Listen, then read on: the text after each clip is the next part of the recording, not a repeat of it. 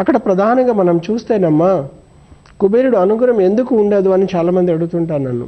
నేను అంటాను, కొన్ని వంశవేద వాసు దోషాల వలన కూడా కుబేరుడు అనుగ్రహం ఉండదమ్మా. అంటే తాత ముత్తాతల నుంచి కొంచెం వచ్చేస్తుంటుంది, సంపాదించగానే పరాయి పాలన అవుతుంటుందమ్మా.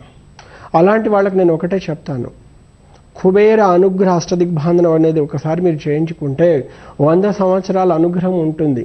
ఆయన అనుగ్రహం ఉన్నప్పుడు మన కష్టార్జితం మనకు ఉంటుంది. అంటే పరుల సొమ్ము మనకు లేకున్నా అనవసరం, మనది మనకు అనేది ఉంటుంది. అందుకనే కుబేర అష్టదిగ్బాంధనం అనేది ప్రతి ఒక్కరు చేయించుకోవాలమ్మా. ఎందుకంటే అయితే కిరాయిలలో ఉన్న వాళ్ళు కూడా చేయించుకోవచ్చు అండి? అవునమ్మా. ఇప్పుడు కుబేర అష్టదిగ్బాంధనం అనేది ఆయన అనుగ్రహం మన మీద ఉండడం కోసం చేస్తుంటాం. కుబేరుడిక అనుగ్రహం, దానివల్ల అటు యజమానికి మంచిదే, వీళ్ళకి కిరాయికి ఉన్న వాళ్ళకి కూడా మంచిదే, కాబట్టి ప్రాబ్లం ఏమి ఉండదు కదా. అంటేనమ్మా కుబేర అష్టదిగ్బాంధనం వల్ల ఏంటంటే చిన్న చిన్న వాసు దోషాలు పనిచేయవు. ఆయన అనుగ్రహం, ఇప్పుడు డబ్బు ఉంటే కొన్ని సమస్యలు పరిష్కారం అవుతుంటాయి, అంతే కదమ్మా.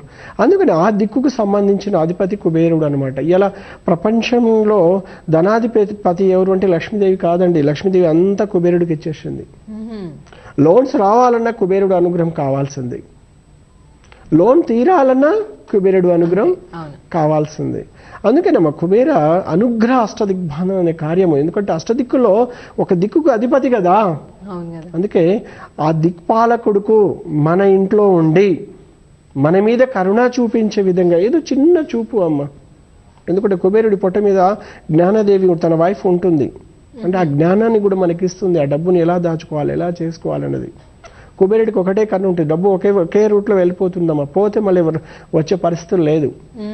అందుకేనమ్మా ప్రతి ఒక్కరు కూడా ఆర్థికమైన సమస్యలు రాబోయే రోజులు రాకుండా కూడా కుబేర అనుగ్రహ అష్టదిగ్బాంధనం చేయించుకోవడం వల్ల మంచి ఫలితాలు వస్తాయి. అది పెద్ద పెద్ద సంస్థ వాళ్ళు కావచ్చు,